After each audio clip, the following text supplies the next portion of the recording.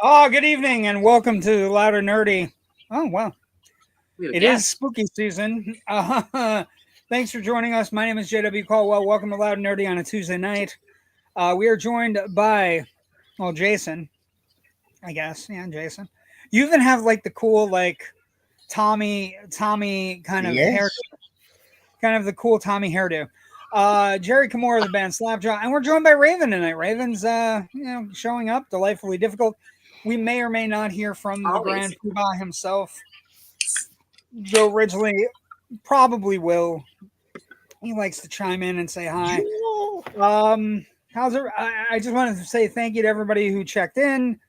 It's been a long couple weeks. I'm okay. The family's okay. Everything's great. We appreciate all the love and support, and it was touch and go. It was a wild 2 weeks. But I have kept up with my movie thing. Good evening, friends. Good evening, Ken McKernan. I've kept up with 31 for 31. I'm 21. I'm completely caught up. I'm doing Black Phone tomorrow, Black Phone 2 tomorrow. I'm kind of excited about Black Phone 2. Black Phone 2 had a big weekend because it's a horror movie and we're in hell. So horror Can I movies are say doing something well. real fast, JW? You're back? Cheer. Say something was- really fast. Did somebody Well, draw I a just pentagram realized on I there? saw something before JW. Wow, there you go. Well, go ahead. Say something really. Well, I want to say congratulations to Ken since he chimed in. I don't know if you saw his. Yes. About that he is diabetes free. Yes. Congratulations, buddy. Amazing, Ken. brother. Awesome. That is amazing. By the way, if a doctor ever says to you, you have pre-diabetes, and this is what my endocrinologist has told me. I said I went into the endocrinologist appointment. And they said, I said my doctor, my general practitioner, who wasn't very good, said I had pre-diabetes. He goes, no, you have diabetes. There's no pre-diabetes. That's a myth. That's a way people talk. They shouldn't talk that way. If you have diabetes, you have diabetes. But Ken beat it, and congratulations, buddy. It's Thank awesome. you. I'm going to see Black Phone 2 tomorrow. I've had a really busy week, busy 2 weeks, busy month. So I'm going to see it tomorrow. But it did have a huge weekend at the box office before Joe chimed in. It grossed $27 million, $27.3 million. It does not have a very big budget. And it does have one of the highest budgets in Blumhouse history. It's at about 30 million. You're going to get that when you have like Ethan Hawke kind of hanging out in a horror film. So it grossed 29 The main domestic. character just did How to Train Your Dragon too, so Yes, that's gonna 15.4 push up the price there a little more. price tags, 15.4 internationally, so it's at 44 million. So technically as profitable as all the other movies. If it's number one, that means Tron is number two, and Tron is not in the best of spots. $200 million price tag. It dropped 67% at the box office, earning another 11 million. Its domestic gross is at 55. Its international is at 48, so it is at 104. It probably needs $400 million, so they're probably going to lose about $140 million on this movie. I saw it. It wasn't bad. I'm going to say this, and this is the only time you're ever going to hear me say this. Possibly, it was the best Jared Leto's ever been in a movie. I was about to ask you, are you going to throw Jared Leto under the bus like everyone else Well, is? I don't like Jared Leto, so I can throw him under the bus if I want. Oh, but no, I will say, no. I'm a Jordan Catalano fan from childhood. No, thank you. Jared Leto is incredibly overrated, but he's good in this movie because he's playing an animatronic AI character. So he doesn't have to You do want to much. see a pretty face. I don't Perfect think he's casting. Anyway, I will say he gets scenes with the very talented actress that's in the movie from Past Lives, which is a great movie. If you haven't seen it, it's on Paramount Plus. Really great romantic movie about a Korean student that moves to America, and then 30 years later, she meets the love of her life. But then the person that she was in love with in North Korea or South Korea moves to the States to meet her again. It's a great movie. It's called Past Lives. But Greta Lee's in that as well. She's really great. The movie itself, what I would say, Jerry, the problem with the movie, and the problem with all Tron movies, really, all the good stuff happens inside the computer. Once we get outside the computer, it's not very fun. Who cares? And this one Right, jumps. who cares? That's right. So this movie jumps around a lot from inside and outside. The AIs come to life. But Jeff Bridges is in it for a bright, shining 15 minutes. And it's wonderfully Jeff Bridges, just kind of like in a glowy outfit, just kind of giving Jared Leto the best scene partner he's ever had and making Jared Leto almost palatable. And, and so it's okay. I didn't hate it, which I think is a win. Because I was going in going, I can't stand Jared Leto. I don't like that he's always acting weird and just doing weird shit and like sending Margot Robbie rats and like all the fucking dumb stuff. But maybe he's grown up. I will say there are other problems with the movie. This franchise is an amazing. It's just an amazing thing that we're spending this much money on this franchise, but also that even when we're spending this much money, none of the characters from Tron Legacy appear. So we have Tron and Tron Legacy. We have a Tron movie where Tron does not appear. So there's no Bruce Boxleitner. So it's the third movie and it's called Tron, but it doesn't have Tron in it. You know, it does have Leto in Legacy. No. It was Garrett Hedlund. Maybe they should have put Olivia a question Wilde mark after the end. It was Garrett Hedlund and Olivia Wilde. I don't know if we're going to get a sequel. There is a very loud teaser ending.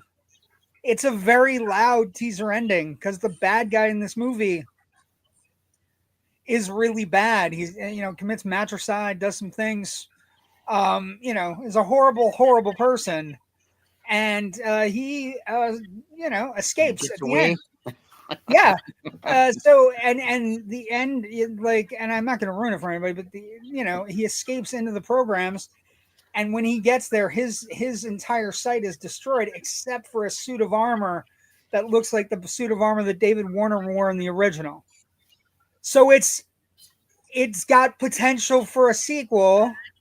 And at the end, also Tron Ares is out looking for Garrett Hedlund and Olivia Wilde from Legacy. The idea that they're going to tie the two movies, but they don't get mentioned until the end of the movie. So it's this Have weird. either of those actors done anything really worthwhile? Garrett Hedlund and I haven't Olivia really Wilde. watched Olivia Wilde since like House. Yeah, Olivia Wilde has done some stuff. Olivia Wilde is a pretty good actress. Oh no, she did. She directed a movie recently, didn't she? Yes, she directs now. So that was pretty interesting. Yeah, it's a weird place for she's directing. She also created a child with what's his face? The guy from Hangover? Jason Sudeikis. Yeah, the guy from Hangover. Jason Sudeikis is not in The Hangover. I'm pretty sure he's the guy that got his teeth busted out in Hangover. No. No, I don't know. I've only watched The Hangover when I was a tad drunk. You're gonna have to turn your card in a bit. You're not doing well. Oh no, never. No, Andy Bernard is the one who gets his teeth punched out, so it's not him. But yeah, I mean, but he is an SNL guy, right? Sudeikis is Ted Lasso. Is who she's had kids with. So yeah, I haven't watched Ted Lasso. It's a sports show. Yeah, so she's got a lot of things going on. She's actually become a really good director and stuff. So I understand, but I also don't particularly understand why it's not. If you're gonna make a sequel to a goddamn movie, you gotta leaving plot things all over the place is not the best. So he's the horrible bosses guy.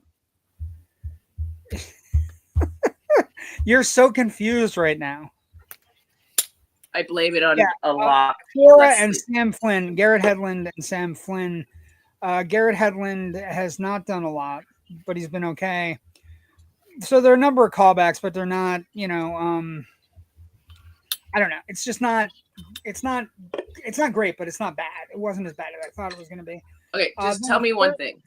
Does Jared Leto take off his shirt? No. Then I don't have to see Tron.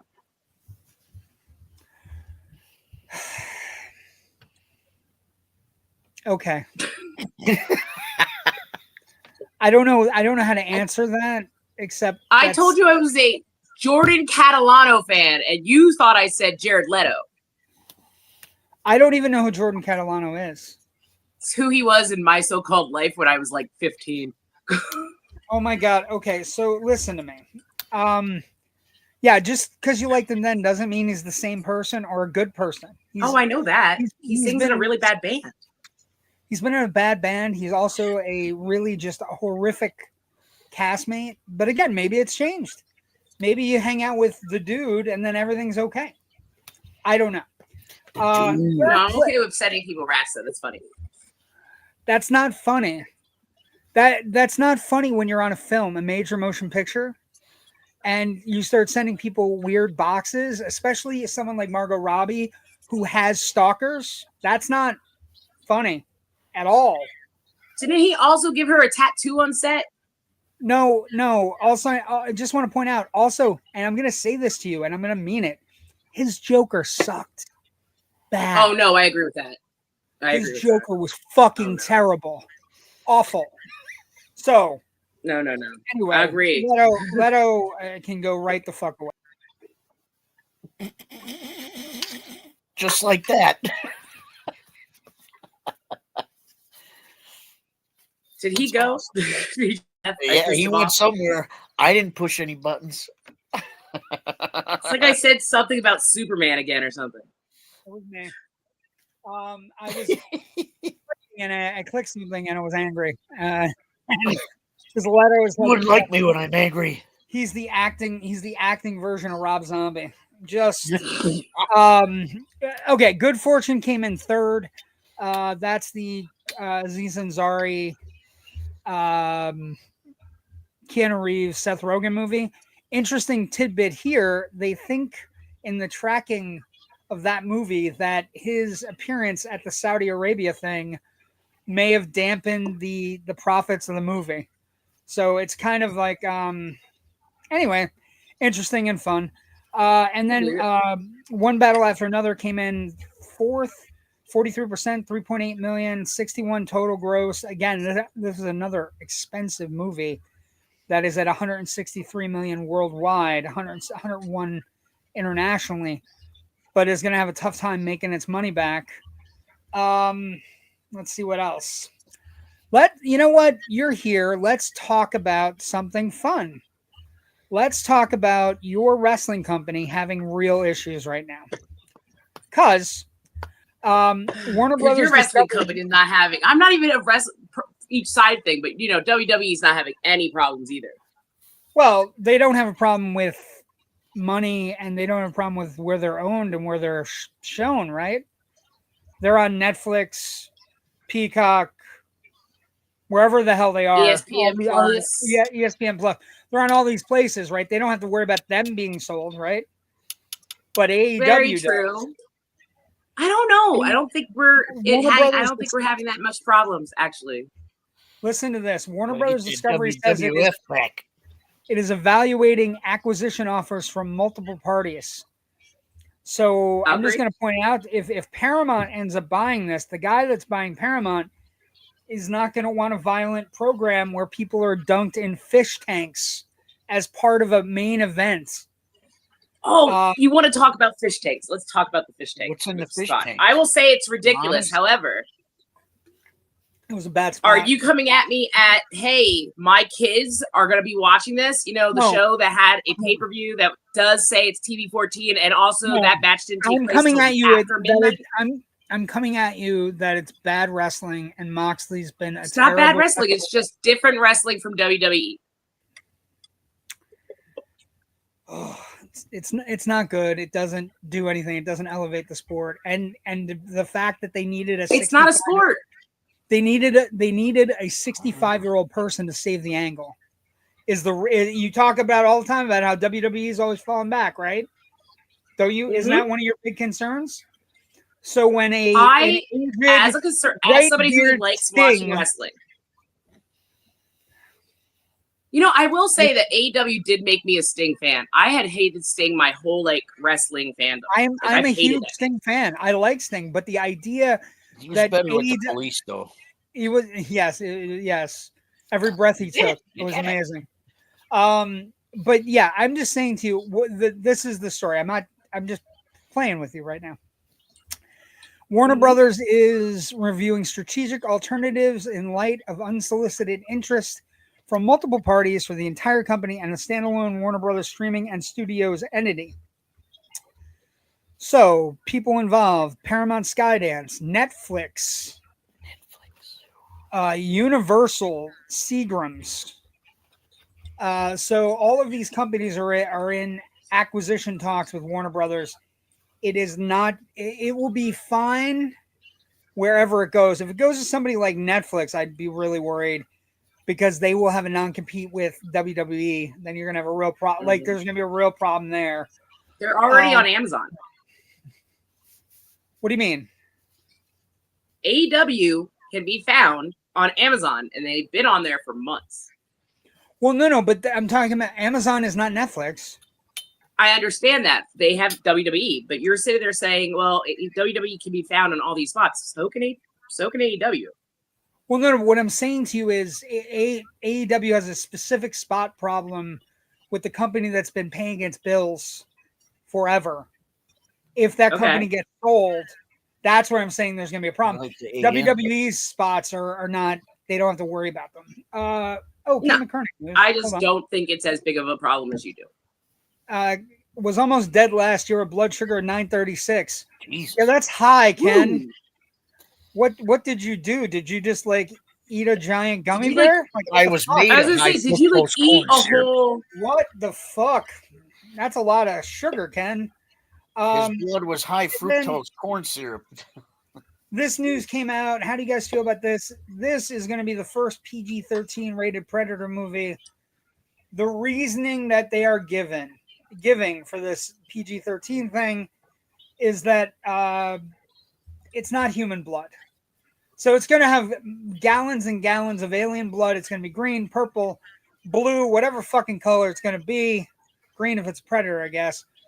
But different colors. And so they say it's going to be gory, but that the censors only cared about and white. We're going to get white blood because there are 2 androids in it. So there's definitely going to be androids being torn apart.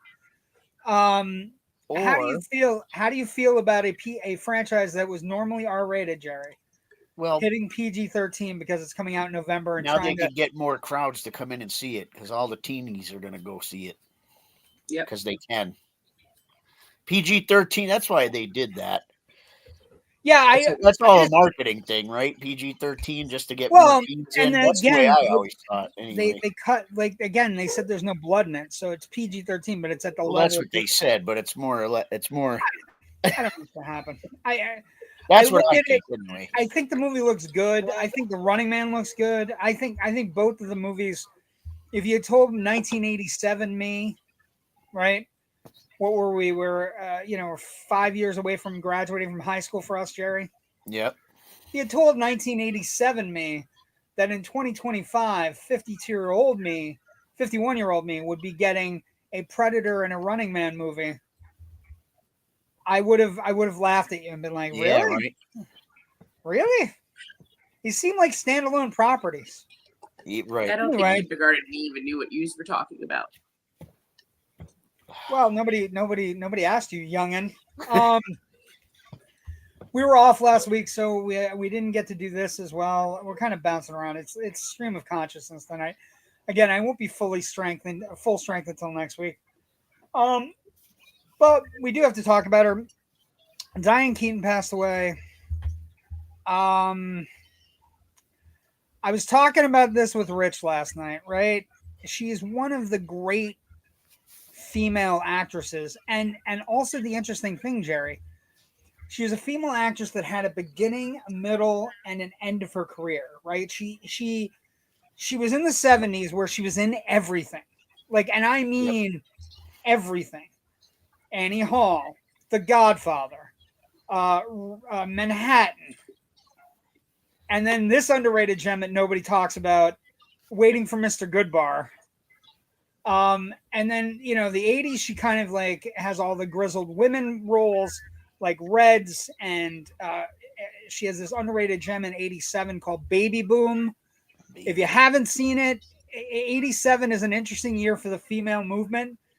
87 is the year where we have Fatal Attraction, where somebody's trying to kill Michael Douglas and boil bunnies in his house. We also have Diane Keaton as an executive who decides that her biological clock is ticking and she wants to have a kid. So it's like the two sides of womandom. When did Working Girl come out? That wasn't too long. 88. Working Girl's 88. Yeah, it's right in there. It's right in there. But Baby Boom, like what I was also saying, then she gets to the 90s and the 2000s, and she's in, you know, First Wives Club and The Family Stone. And then there are scenes in this movie in 1991 that she completely steals from the two very talented actors that appear in this picture that are Martin Short and Steve Martin in Father of the Bride. So she is like, and then like I was looking at it recently, right? She has movies in the can, and she's been working like the last 4 or 5 years in her 70s and 80s. She's been working like a dog, going out and kind of killing it. And you just look up and you realize she had a very full career. She had a lot of really good roles, a really talented actress, and hung with some of the best. You know, The Godfather, she's got scenes with Pacino, right? Played against Sam, Sleeper. She's in The Godfather Part 2. She's in Love and Death. Annie Hall, Looking for Mr. Goodbar. We were talking about that last night. This is one of those underrated movies that got forgotten about in 1977. It's based on the death of a real life teacher who got murdered by somebody after finding a date at the bar. You know, Manhattan, Shoot the Moon, Little Drummer Girl, Mrs. Soulful, Crimes of the Heart, Radio Days. Family Stone is a pretty decent, like, I don't want to shoot myself Christmas movie. Yeah, Family Stone is a great movie. But recently, like going back, she was in Finding Dory. She was in Hempstead, Book Club, Palms, which is a 2019 movie where she plays a woman that starts an elderly woman cheerleading group. There was a Father of the Bride Part 3 YouTube short that she was in. Summer Camp, Book Club, The Next Chapter. So it's like she clearly was so talented that her career never really ended. Like there are a lot of female actresses who had good careers 70s, 80s, 90s, and got to to the aughts and the 2010s and the 2020s and had no career.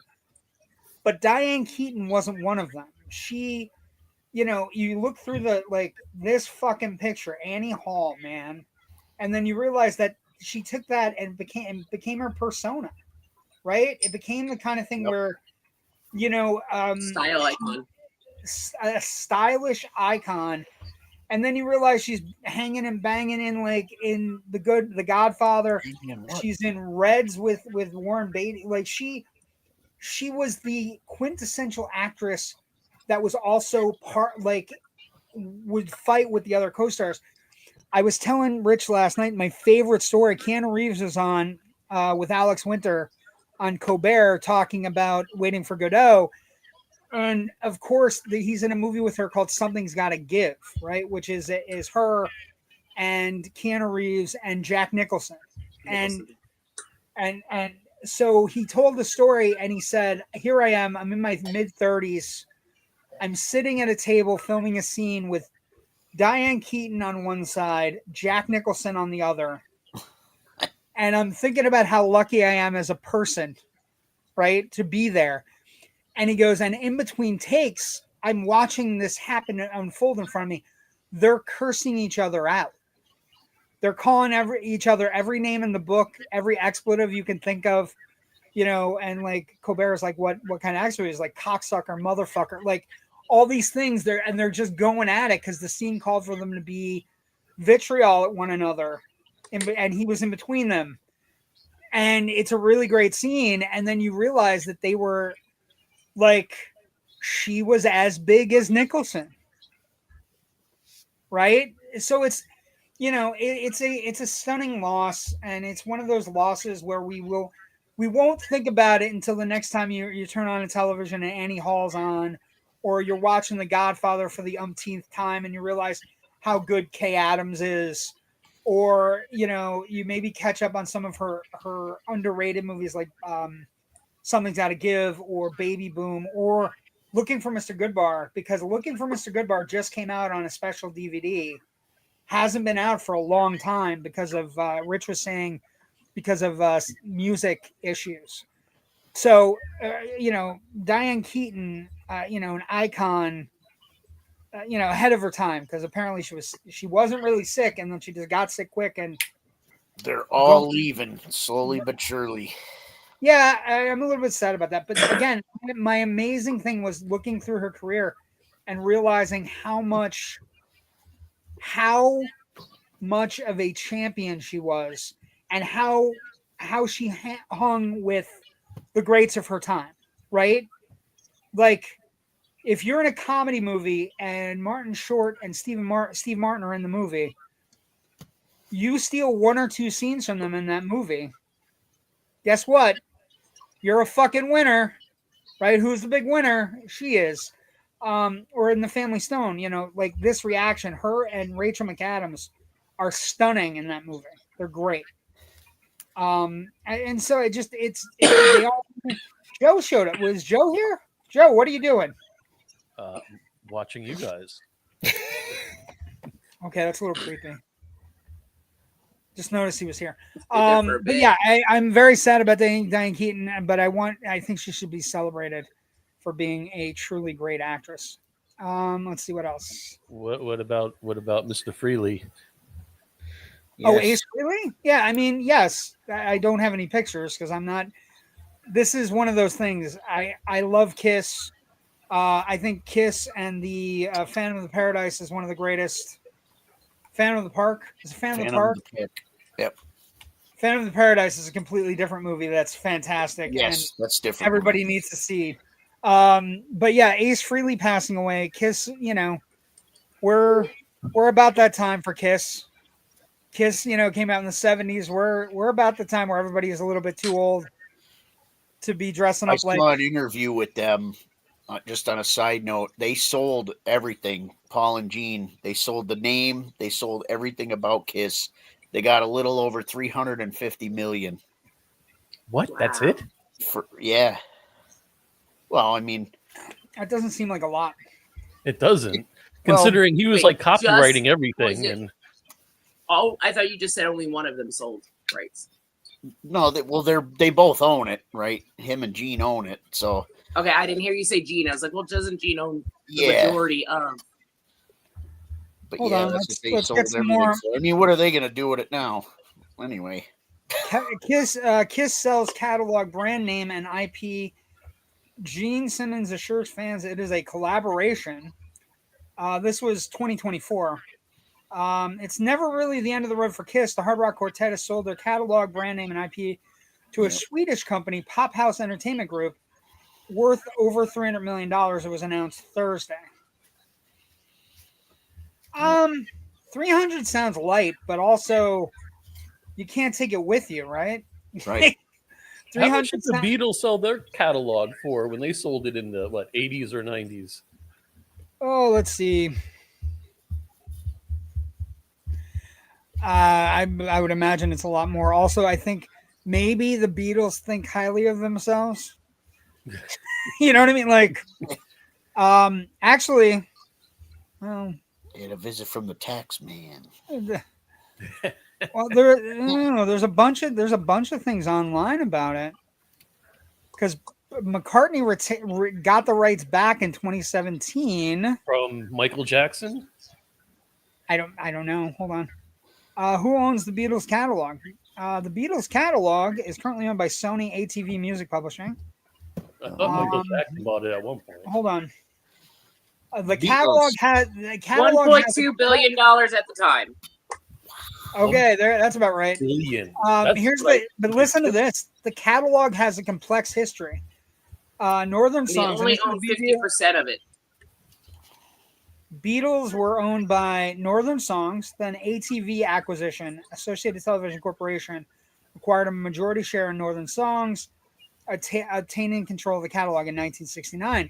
In 85, Michael Jackson acquired ATV Publishing and the Beatles catalog, where he paid $47.5 million for the acquisition. In 95, Sony ATV Partnership formed a joint venture with Michael Jackson, where they had a 50-50 ownership between Jackson and Sony Music. After Michael Jackson's death in 2009, it was full ownership by Sony, although his estate continued to own 50% share of Sony itself. In 2016, Sony reached an agreement with Michael Jackson's estate to acquire its 50% stake, giving Sony ATV Music Publishing 100% ownership of the Beatles catalog for $750 million. Sony completed the deal in 2017. Since then, Sony has had full ownership of the catalog. However, it's important to note the individual Beatles and their estates still retain their respective songwriting royalties. Interesting. Mm-hmm. That's a lot of.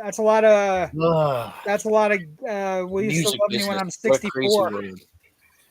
Yeah, I mean, Jerry, when are you going to fly in your private jet down here? And, yeah, there ain't nobody buying a Slapjaw catalog anytime soon.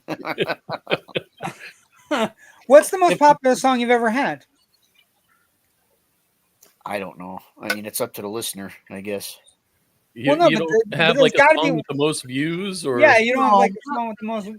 It's hard to say. I don't know. I think actually, recently, "Don't Change" was probably the highest, and that was a cover in excesses "Don't Change." Oh, okay. So fun. Made an 80s style video for it, and it's on YouTube. Ken McKernan being funny about a 936 diabetic reading. I can't help being sweet. No, I would imagine, Ken, if we broke off your leg, it would be like a fucking Twix bar inside. Looks like a candy cane on the inside. Jesus Christ. But yeah, I mean, Ace Frehley passing away. I mean, we're at this point now, right? Yep. Got to start expecting like Aerosmith's gonna go. Oh, but yet Keith Richards is laughing his ass off. Keith Richards is the one causing it all. I don't think he can move to laugh. I don't think he can move to laugh, Joe. I think that's a dangerous preposition. Okay. As Keith Richards laughs, he just like a lump of chunk, a chunk of lung just falls out. Okay. So we're doing the 31 for 31. If you're paying attention, it's on the I'm putting it in a bunch of places, but it's definitely in the Loud Nerdy group. I'm going to go through the movies right now to catch us up. I have caught all the way up. I'm at 21. Today's 21. I'm feeling good. I'm Canadian. I'm made of maple syrup. That makes sense. Okay. I don't have these in order, but I thought I did, so I'm feeling bad about it. But anyway, so 10 was Dangerous Animals. This is on Shudder. Really good. Kind of fun. Jai Courtney plays a serial killer who runs an Australian shark service, and he kidnaps people, and then he does like a shark video, and it's just weird and wild and funny. But I enjoyed it. Funny? It's funny. Is it a horror comedy? John, that's the one where he ties the girl up and makes her watch him. Yeah. It's not. It's funny in a sense of like it becomes this bizarre, both a shark movie and a serial killer movie, which is a weird combination of things. Yeah. I will say it also has the worst CGI scene I've seen all of 2025. It's not meant to be funny, but it sort of reminds you of like the newer Piranha movies. It's oh, okay. Piranha Double D. Kind of, but not quite that over the top. Then I saw this. This movie is called Eyes Without a Face. It's directed by Georges Franju. It's from 1960. This movie is a godsend. It's amazing. It was on HBO. It was on HBO Max. Super fun to watch. Really cool. It's about a crazy doctor who gets into an accident with his daughter, and he horrifically damages her face. He's also a plastic surgeon, and he has helped people, plastic surgeon-wise, all over the world. But he then starts kidnapping and killing girls to give their face to his daughter. It's a fucking trip. And I will tell you the funniest thing I learned about after watching this movie. If you look at the face with the mask and the eyes, right? This is the girl's face. What I will tell you is that John Carpenter saw this movie when he was a youngin'. And when they came to him and said, we really need a mask for this Michael Myers character, he said, I want a mask just like Eyes Without a Face, which is it's a white mask, clean white mask, and it goes over and you can see her eyes. And it's a fun little movie. It's again, I like horror films, so they're fun. They're all fun to me. I then saw this movie called House of Eden. This was not fun, and it's a found footage movie. I find that the found footage movies, aside from a couple like Cloverfield, Blair Witch, Paranormal Activity, the first Paranormal Activity, right? The found footage movies are all kind of like the shaky cam, the breathless running, the waiting, the focus on a shot and waiting for something to come in and out of the frame, right? They're all the same goddamn movie. Now, this one is about a group of kids who are doing like a horror YouTube thing, and they're supposed to go to a cemetery, but the girl who's in charge of it and kind of a bitch says, no, I found this house that's got haunted experiences, but nobody's done it yet. I want to do it before everybody else. Her friends say yes, they shouldn't. All the stupidity that you could ever muster out of a horror film is available in this movie, including going 3 miles off the road to find a house in the middle of fucking nowhere. And when they get to the house is perfectly kept. There's nothing wrong with it. The house is okay, and they don't think anything of it. They find a big giant circle outside. They don't think anything of it. It does have a good kitschy ending. That kind of get out of here. Oh man, what are you afraid of? Come on. Oh, the problem of getting out of there, Jerry, is they go 3 miles off the road, so they're out in the middle of the fucking wilderness, and so it becomes like this self-fulfilling. Like the one girl goes, "We're gonna die in the woods," and it's like, yes, you're gonna die in the woods. That's exactly. Thank you for telling us the end of the movie. I don't want to spoil it because I know people haven't seen it, but it did get a brief theater release. You'd have to decide if the juice is worth the squeeze. The reveal, they tell you what the reveal is going to be by the end. You get an idea. The juice is worth the squeeze. Yeah, it's one of those movies. It's one of those movies where what?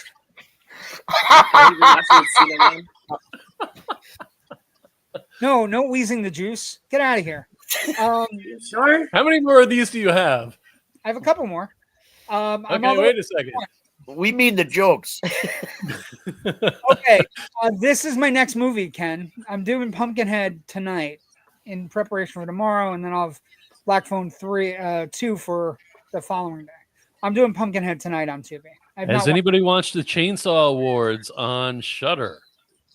No. Oh man, our buddy Tiffany is on there as a presenter. Oh, that's cool. I've got to watch it tonight. That's cool. I haven't.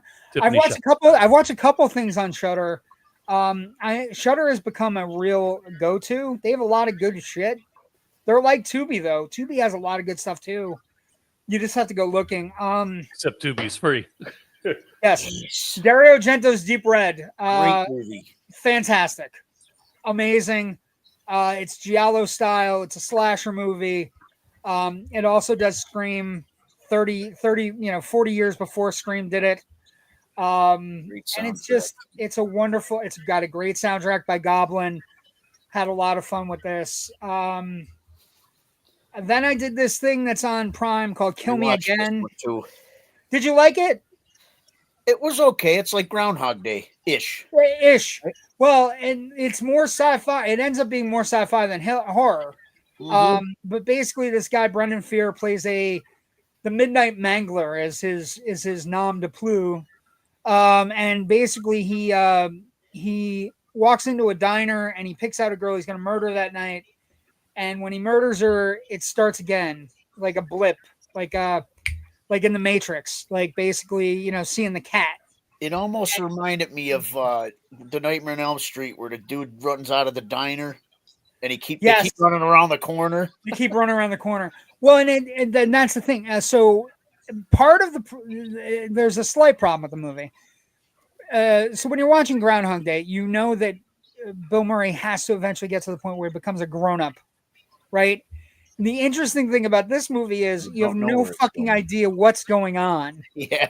So you don't know if is he supposed to kill everybody? Yeah, or repent.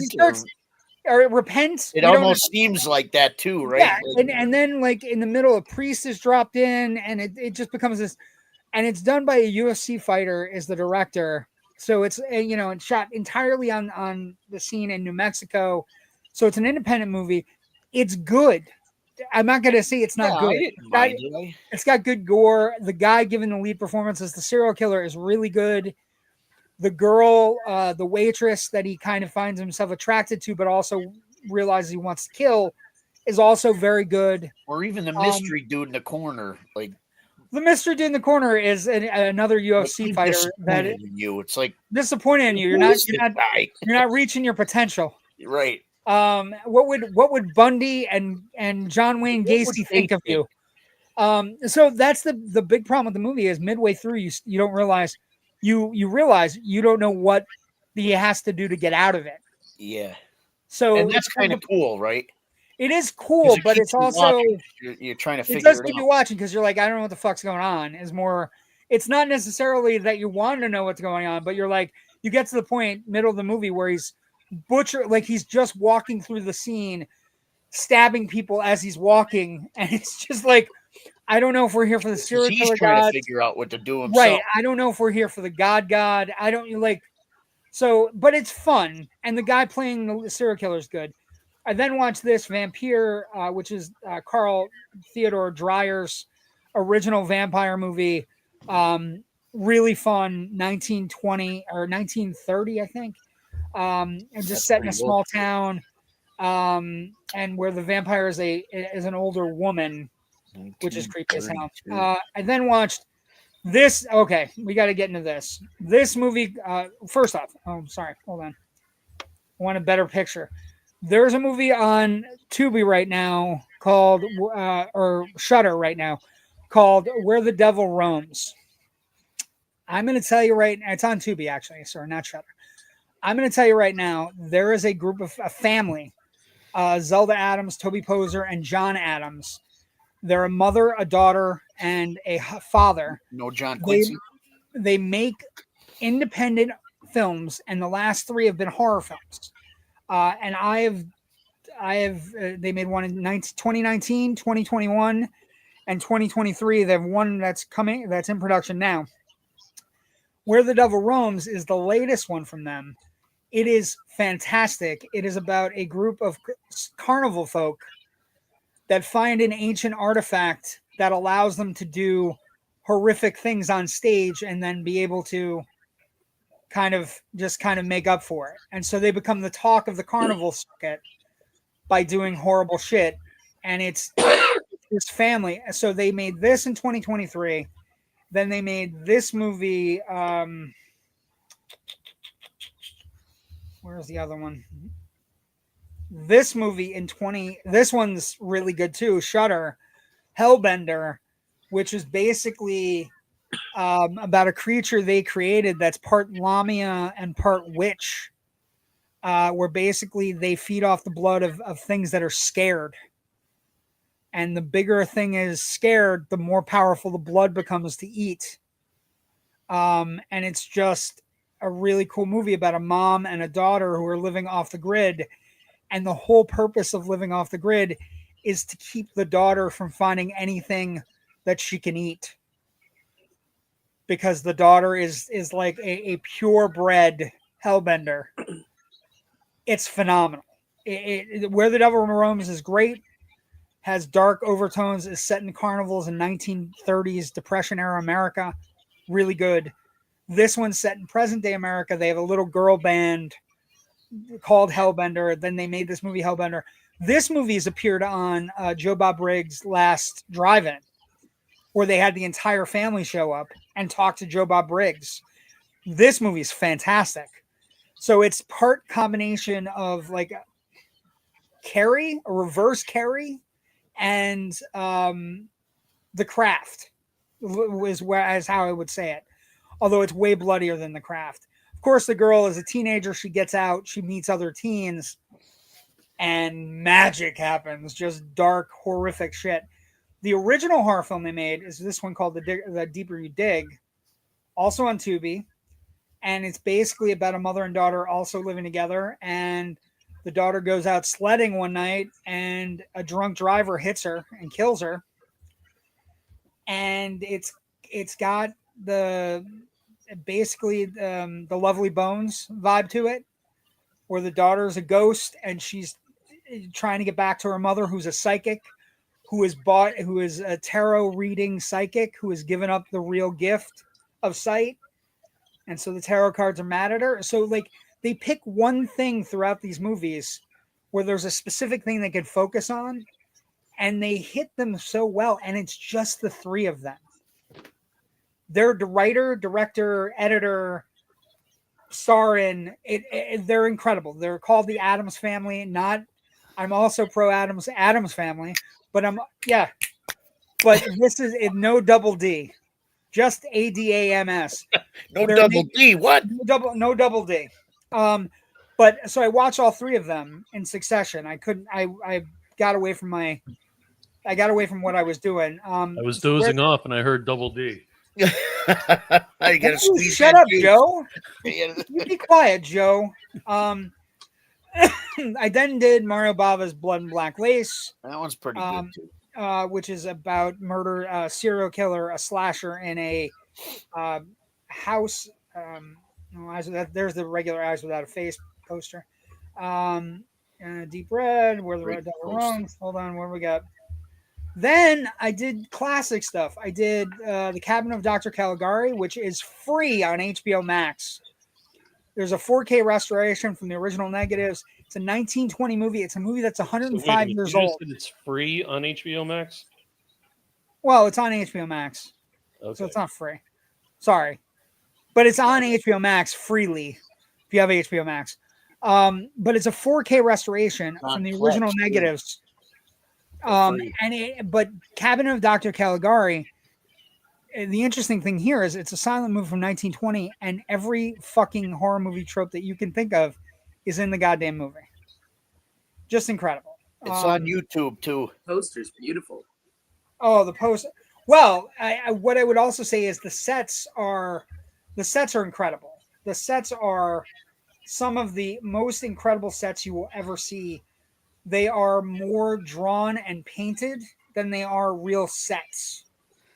And so it's just really good, and it's got a lot of horror movie tropes. If you've never seen it, I can't recommend it enough. Wait, what are you doing? Hold on, I'll take down the picture. What you got? That's it.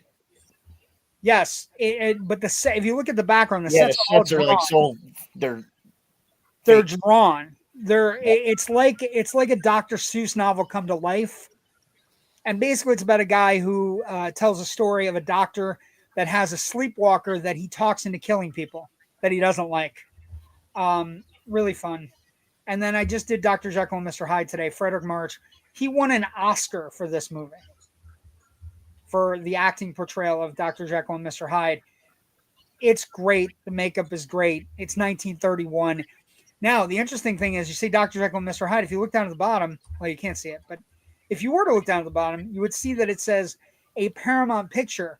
So in 1931, when Universal starts making all these movies, Paramount answers, and this movie gets a huge budget, becomes one of the biggest hits of the year, and Frederick March, who plays both Jekyll and Hyde, Paramount Picture, not Universal, right? You would think that all the Universal horror movies that were made, but it's such a great movie, and it's such a good performance. So I'm 21. I'm caught up. We got 10 more days of I gotta this. get caught up. I have some write-ups to do because I've watched things. I just haven't written them up on the. Yeah, it's hard to it's just hard to get when if you get a little bit out of it, it's just hard to get back in is where I'm kind of at. You know what I mean? Okay. Here's my problem. I can't move my media assets thing to be able to see everything. Joe, have you ever had this happen? What are you trying to do? I'm trying to get my pictures up or move my pictures up and down. I have a lot of pictures, but I know what I can do. Hold on. Doesn't matter. I'll make it work. But yeah, I'm finding that I was telling Jerry beforehand, Raven, what I'm doing is I took the variety list of the 100 greatest horror films, and I just pick out things I want to that interest me on Shudder, Tubi, HBO Max, Hulu, whatever comes up, and I'm having a really good time with it. Like I'm having a really good time this year because I haven't had a lot of misses. And I'm watching stuff like this. I had a miss this week. Last week. What is that? Arbor Day. And what's that about? Okay. What is this about, Jerry? It's about a dude whose family gets killed on Arbor Day, but his name is Elmer. And they get killed by like a wild bear, and so he becomes a killer, and he wears that sunflower mask, and he kills people. It's ridiculous. As people are wont to do, get mauled by bears. I hate It's it when absolutely ridiculous. I hate it when people get mauled by bears on Arbor Day. But the bear is like a person dressed like a bear, and they make it obvious that it is. Like it's almost trauma. You know what I mean? So for us old people, remind us when Arbor Day actually is. What month? I don't know. We used to get trees for Arbor Day. Right? 421. I remember that. I just don't remember when Arbor Day is. 421. 421. Wait, is it really 421? It's usually that's Earth Day. I think is the day after. Are you thinking 420? Yeah, she is. Yeah. Don't worry, this has been happening a lot. I have also a horror movie that I did not know that I had not seen. I thought I was seeing Trick or Treat with Ozzy Osbourne, and I ended up seeing a movie called Trick or Treats from 1982. Yeah, I have that. I have that VHS here somewhere. So afterwards, me and my friend literally looked at each other and said the same thing, which was, that was something. Yeah, it's not the same movie at all. No, not at all. But also, that movie is so awkward. You have a 10-year-old saying every weird come on line you thought you would hear in the 90s to his babysitter. You have an escaped ex-husband from an asylum who attacks a cross-dressing nurse to cross-dress to get out. It is all over the place. Sounds like you've been watching some good stuff, Raven. I will say, I think the interesting thing with the 100 variety list for me has been that I was good for about 30. Like I got 30 deep where I'd seen everything top 30. And then once around top 30, I was like, I hadn't seen The Wicker Man, or I hadn't seen like just little things that slipped by. Did you watch The Wicker Man yet? I watched The Wicker Man, yeah. Interesting. The original. Why would I do the remake? Why would I do that? Lee one. You need the Christopher. You need the Christopher Lee and Drag one, Raven. Christopher Lee and Drag is like movie, right? Now you see like where a movie like Midsummer got their stuff from, though, right? Like that Midsummer, obviously they saw The Wicker Man. Oh yeah, definitely. The most interesting thing about The Wicker Man for me was Edward Woodward is so straight laced, and he stays. He's a Catholic guy. He's a virgin. Right, and he gets every offer under the book, including a naked Brett Eklund for most. Like, yeah, they're all dancing around doing that thing Yeah, naked and everything. brutal. And then he's so straight laced, but every time he gets presented with something that's more horrific than the last thing, he kind of just goes, "Yep, I guess it's just normal. I'm gonna go back to the original place and come back and talk about these terrible educations your kids are getting." And I'm like, buddy, they're gonna kill you. Like, I don't. You're here looking for a dead girl or a lost girl, and you keep on asking these questions. It's not going to go well. Like, you keep on threatening everybody. Like, I'm going to bring a bunch of cops back here, and we're going to figure this out. And it's like, I don't think your plane's going to work. And then his plane doesn't work. I was like, yeah, there it is. oh well, And then he finds the girl, and then you're like, oh, that's. And then she runs with him, and he's like all dressed up like an idiot. He's dressed like the fool, and he turns out he's the biggest fucking fool going. And like the little girl running to Christopher Lee, did I do okay? Did I do okay? Yeah, you did great. We found a fucking idiot from the mainland. Yeah. It's a really good movie. Like, again, some of the horror films that are in my blind spot are foreign, older, right, and just for whatever reason, because I'm addicted to American slasher movies, right? And so I'm going to see Scream. Titles. I'm going to see Scream tomorrow night. Scream's playing for one night only. I'm going to see the original Scream tomorrow night, which is good. I should have a good time at that. Not the Scream that's on Tubi? No, not the Scream that's on Tubi. The actual Wes Craven Scream. With Drew Barrymore hanging from her entrails in a tree. God damn it. I'm gonna come out and go back. I'll be right back. Give me a second. I'll be all right back. Wow, that was okay. I watched a movie called Primitive War. I don't know if it's so much horror, but it's set back in like sort of like a Vietnam era, and these guys end up in the woods and they end up fighting dinosaurs. And for like a lower budget thing, like the dinosaurs were great. Primitive Like, War, the right? effects were really good in this movie. You were talking about Primitive War, right? Yeah. It got a little bit of a theater play, but Move now up it's to your mic, bro. It's actually pretty good. Okay, like, sorry. the effects were pretty decent. Oh yeah, no. I'll just have. No, yeah. Bye. What is going on? This shit's not working tonight. Anyway, it could just be me. Let's go to Jerry's basement. Jerry, what do you got cooking for us in the basement? Tonight we have an Italian film called The House by the Cemetery. Take the thing down. Take the thing down.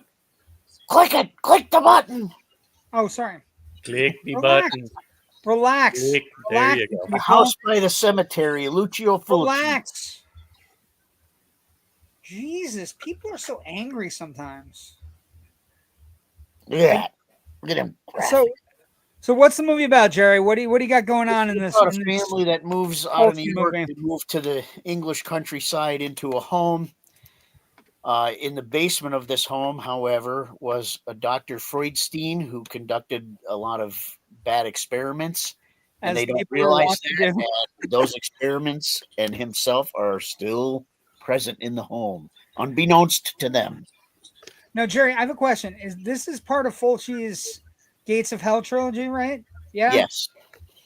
Okay. Is this the third one in the trilogy? I'm not sure if it's the third or the second. Yeah, this is actually, I was thinking about this movie. This is the movie that I think, I'm going to say this, and I don't like bringing up his name during my show, but this is the movie I think Rob Zombie saw when he was a kid, right? Because look at the, like. There he is. Yeah. The doctor who's also like a slasher, but who's also like a creepy guy in the basement. Yes. I get a funny feeling that it is a groovy mask. It's a super groovy mask. And the Gates of Hell trilogy by Fulci. Here's another cool little the Fulci collection, House by the Cemetery. The Gates of Hell trilogy City of Living Dead, The Beyond, and this are the three, right? And they have a lot of inspiration from H.P. Lovecraft. They are very popular here in the States. The effects are good too. If you're And into this, the graphic stuff. I don't know if this is real, but I'm going to tell you right now. I'm looking at this. This can't be real. Could this be real? Hold on. And this is on Tubi. I'm looking at the gross of this movie, and it says $462 million box office. It can't possibly be correct. It grossed a total of 1.4 billion lira in Italy. Fulci's most financially successful horror film of the 80s. Prior to the film's theatrical release in France, it did a lot of things, and it used to appear alongside The Black Cat, which is a great Fulci movie. So yeah, I mean, his 80s shit, Gates of Hell, City of the Living Dead, The Beyond, all these like fun kind of They're all sitting over here, just like the Anchor Bay versions. The Anchor Bay was a really good company, right? With the nice, they had the nice plastic boxes. Yep. Right? Nice. They took care of their shit. Anchor Bay is still pretty good with that kind of stuff. But there's another great movie that Tubi has. I think they have all of them. So if you wanted to do the Fulci Dead trilogy, you could, which is cool. Let's get to this, and then we'll talk about other things going on. Movies opening, things like that. Twilight Zone Redux. We are cruising through season 3. This is season 3, episode 10. It is called, ladies and gentlemen, The Midnight Sun. I like this one. This is a really good one. Opening narration. The word that Mrs. Bronson is unable to put into the hot, still, sodden air is doomed, because the people you just seen have been handed a death sentence. 1 month ago, the Earth suddenly changed its elliptical orbit, and in doing so, began to follow a path which gradually, moment by moment, day by day, took it closer to the sun. And all of man's little devices to stir up the air are now no longer luxuries. They happen to be pitiful and panicky keys to survival. The time is 5 minutes to 12, midnight. There is no more darkness. The place is New York City, and this is the eve of the end, because even at midnight, it's high noon, the hottest day in history, and you're about to spend it in the Twilight Zone. So this is a disaster movie that could easily have been produced in the 80s, where basically you have this apartment house in New York City, and this old lady runs the apartment house. This family leaves early, and the only other person left after this is an artist across the street, across the hall. And they keep on focusing on the thermometer, and it's going up, up, up, and eventually the thermometer breaks near the end of the episode. And it becomes her and this old lady kind of willing themselves to survive. She goes to the store. She comes back with juice. The old lady starts taking food from her, but she doesn't mind, because she has somebody to spend the end of days with. Other people are trying to go all different places, Canada, all these different places. She's also an artist, and she does like drawings and all kinds of cool drawings. But it becomes a battle for survival. Somebody breaks into the apartment house, this guy, and basically tells a sad story about, my wife was an artist and we lost our baby, and she has a gun, but he takes it from her. But then he feels bad and he just kind of leaves. It's right. I thought it was strange how he walked, like the outfit he's wearing, and he's like, it's so hot. Well, look what you're wearing, you idiot. You're wearing a fucking hoodie, dude. But it also has cool shots like this with over the New York skyline with just a fake sun that I found really engaging. And at one point, the older woman tells her, paint me some waterfalls, because I want to walk into them. And they start hallucinating. They have all kinds of weird shit going on. They start walking around in skimpy outfits. Even the old lady's in just next to nothing. So it becomes this kind of fun, just weird, how much can we get away with on 1960s television? And then, the old lady keels over and dies. And then the young girl, it gets so hot, the fucking thermometers break 110, 120. And she passes out and keels over. At which point she looks over and all their pictures are melting. All the pictures in her apartment, the paint's just melting down the walls. And it's one of the great, like, it's just a great, like, it's beautiful and it's also tragic and sad. And then we get the reveal. And the reveal is she has a fever. She's been very sick. But then it's a double reveal, Jerry, Yes, right? it is. So the reveal is that she's been sick and she had a huge temperature, and she's just happy when she wakes up. It's cold. But then the doctor and the doctor and the old lady start talking about how the orbit for the Earth has come out of its elliptical orbit and we're moving farther and farther away from the sun. And so in reality, the midnight sun is now that it's getting too cold for humans to exist. And so when she wakes up and her fever breaks, she's just happy about how cold and nice it is and how dark it is. But in reality, the Earth is spinning away. And it ends with this amazing closing narration. The poles of fear, the extremes of how the Earth might conceivably be doomed. Minor exercise in the care and feeding of a nightmare. Respectfully submitted by all the thermometer watchers in the Twilight Zone. So, one of the things that happened, the oil paintings melt, and it was accomplished by painting the pictures in wax on a surface of a hot plate. So when they painted all the pictures in wax, and they put them, and it was on a hot plate, so when they just needed it to melt, That's we neat. just had it. It's so cool. And then some of the stuff, the set was done completely without air conditioning. And the director of this episode turned up the heat on key scenes to create sweat and different things. So, like, the original script also had a refrigerator repairman and a police officer. And so, and basically what happened was Rod Serling got to the point where he was cutting and picking things and moving things around on set and moving characters out and in because he would be told his scripts were too difficult to film. And so this is one of the episodes where he cut people left and right that they had originally hired. And what I think is interesting there is that it creates this is a 4 or 5 person play. I think right? there were 6, right? 6. There's You the had little the 2 girl, people that left, the lady, the 2 people, the little woman, girl. the guy that breaks in, and then the doctor at the end, right? Oh, 7. There's 7 because there's 3 at the beginning. A little girl who takes her water. Oh right? yeah, the girl too, right? There's 7. There's 7 total. 7. Yeah. But the idea that Rod Serling in the middle of the 3rd season is learning how to edit and cut things down. We're going to get to some episodes that are cold, efficient gunmetal episodes coming up in season 3. I was looking at season 3 today through the thing on Paramount Plus. Holy shit. We got some stuff coming up, kids. Awesome. Next week is Still Valley, episode 76, season 3, episode 11.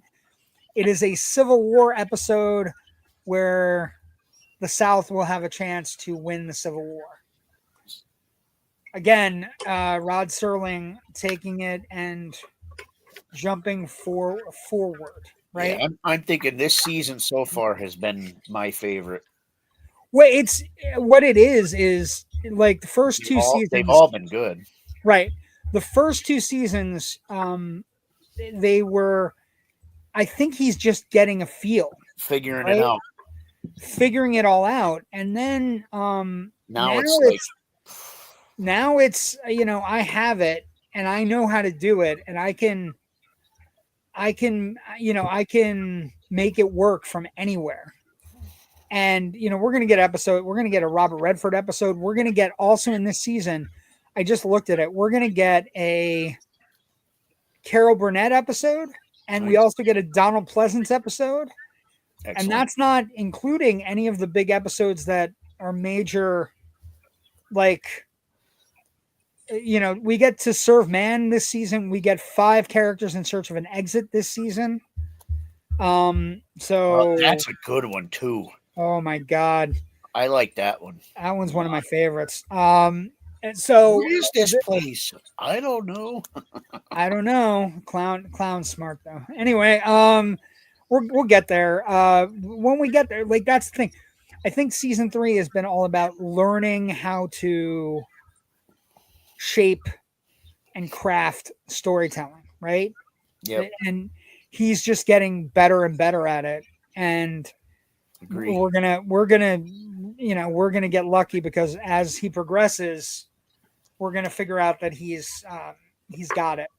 Okay, so we got movies out there right now. We got a lot of, if you pay attention to your local theater, a lot of movies are playing in repertoire this year, right? A lot of movies are playing, Trick or Treat is coming up next week. Scream is playing tomorrow night around the country. Also opening Friday is this movie, Bruce Springsteen, Deliver Me from Nowhere, which looks fantastic. It's the Shameless Kid, right? Yeah, it's the Shameless Kid and the Bear Kid, and apparently he's singing all the songs. Apparently he's singing all the songs. It's directed by Scott Cooper, who did the amazing Crazy Heart, Out of the Furnace, Black Mass, Hostels, Antlers, The Pale Blue Eye. He is a real good director, so this has real potential to be one of the better movies this year. And again, the kid is really, he's quite, Jeremy Allen White is quite good, right? It also has Jeremy Strong from Succession in it. So it's about a specific album that Bruce produced. The Nobody, is it Nobody? I don't know. I don't know music. So apparently there's one album he produced in a hotel where it was just him and an acoustic guitar, and it's all about that album. So after he hits, he produces an album that has no bells and whistles, and this is about him trying to get that album through. So it's a specific. Born in the USA. It's not that one. But it's one of those things. It's a specific slice of a career, which is where we go with music. Films usually have they're very. They don't necessarily they span different things, but they have one intrinsic moment. Like Bohemian Rhapsody had the performance at Wembley, right? That they knew they were going to use, right? So that movie's coming out. Also be on the lookout for other repertoire stuff. Raven, what do you got going on? Anything going on with you? You're a fly on the wall. What are you watching? What do you got going on? I got a whole bunch of Rocky this week year. I mean, it's Rocky season for me. So, Oh, the other Rocky. Different Rocky. Different set of sometimes I wonder. I'm at the Amaze Theater on Friday. They have a free show on Saturday in Dietrich, but I won't be there because I will be at the drive-in watching the Universal Fest for, I think I'm seeing Werewolf in London. Oh, that's Werewolf in London. It's a great movie. I don't even know what I'm seeing. That's really sad. Thursday I'm going to see The Thing.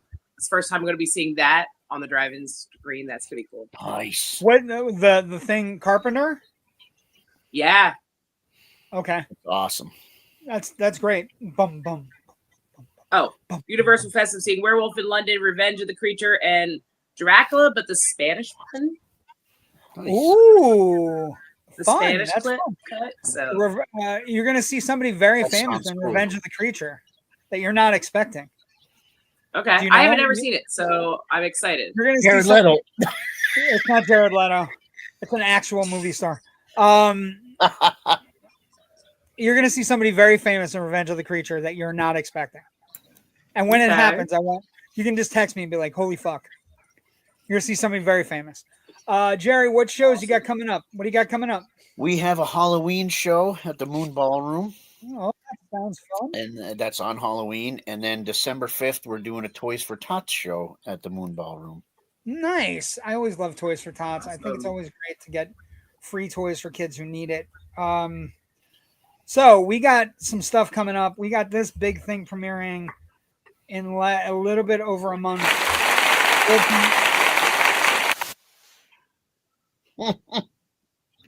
Awesome. Staticky hand clap. You do that. Super great. We're super excited to have I'm going to ask you a question. You once said to me, never play an applause thing or never play any of the stupid sound things that I have on my little board here. And now you're doing it? That's a good one, too. That one's really good.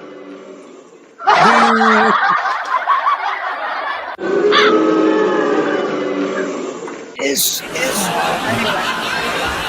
no, you have to have the Anyway,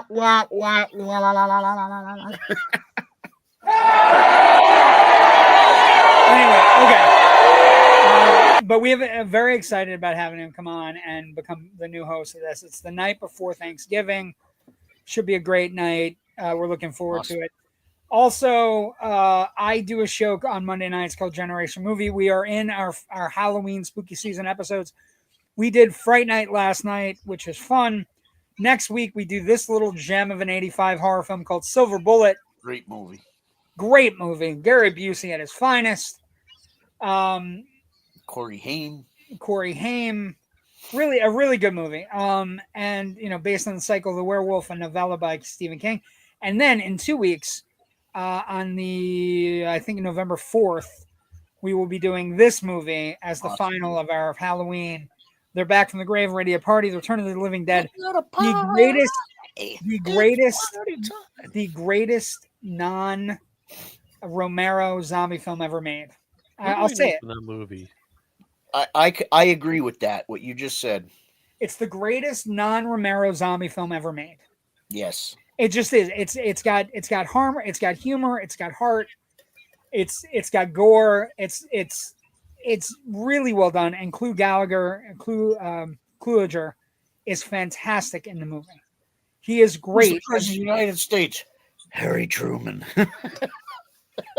Send more cops. Send more cops. Send more paramedics. But it's a really great movie, and you know, even the sequels aren't bad. Like the third one's not great. Watch Silver Bullet today on AMC. Good, you're ahead of the game, Ken. It's a great movie. I wouldn't necessarily watch it on AMC because it might be cut, but as long as it wasn't cut, because I think when we were younger, everybody wanted that bike though, even though it was like a wheelchair bike.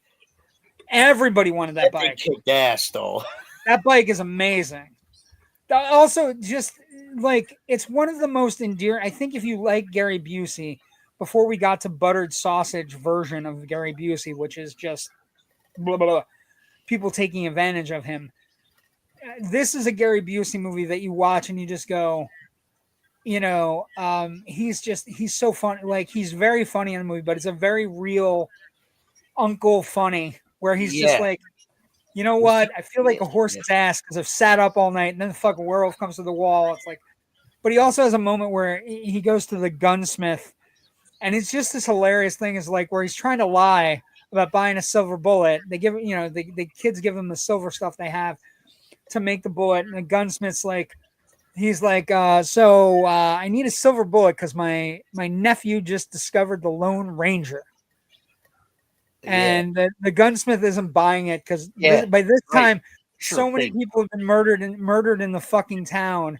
And he gives them the silver, and he goes, so your nephew's into the Lone Ranger, and he's like, yeah. He goes, sure, there's not another reason for it. And Gary Busey's like, why would I need a silver bullet?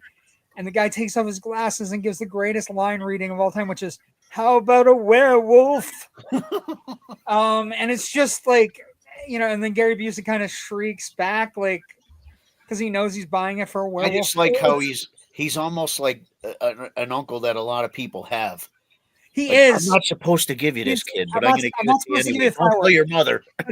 Right. He gives them the fireworks on 4th of July because the picnic and the gets bike canceled. and everything. Like, He goes, now I want you to go out at 3 a.m. and fire off the fireworks because we don't want the bad guys to win. And it's just great. And then, of course, he encourages his handicapped or handicapable nephew to crawl out of his room at 3 a.m. with a killer on the loose to go shoot fireworks in the middle of the forest. It's such a great movie, and it's you know, and the werewolf design is different. It's not I don't think it's the best because I always thought it was more of a werebear than it is a werewolf. It looks more like a bear. But Everett McGill is also in it. He plays the priest. It's a really good performance. He's great at that, though. It's a really good performance. And there's all kinds of weird like people in the town, and then like his sister's doing like a can drive that allows her to go and like it becomes her and Marty trying to figure out who the werewolf is in the town. And it's great. I have the book here, Cycle of the Werewolf.